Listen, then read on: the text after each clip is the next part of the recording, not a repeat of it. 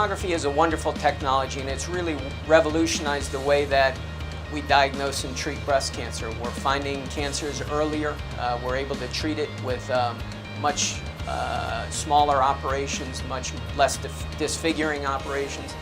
It's a three-dimensional mammogram that allows us to image through the breast in order to resolve this problem of tissue superimposition. So we can now peel the layers of glandular breast tissue off in order to find the cancer within the breast. Hoag is a very large, very prominent breast center. We diagnose and treat over 650 breast cancers a year, and we're at the leading edge of technology.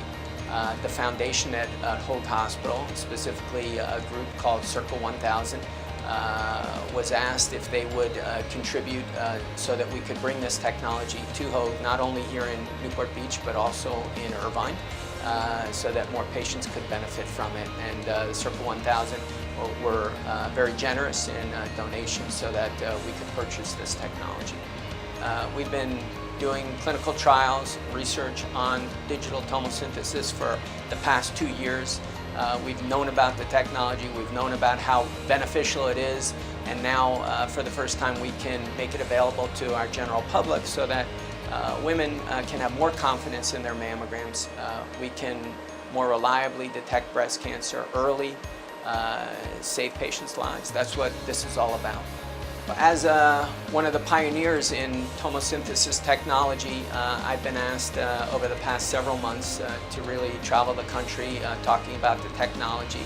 I just returned from San Francisco, where I presented at the American Society of Clinical Oncology, and universally this technology is received with great enthusiasm, interest, and I think that this will be the future of mammography.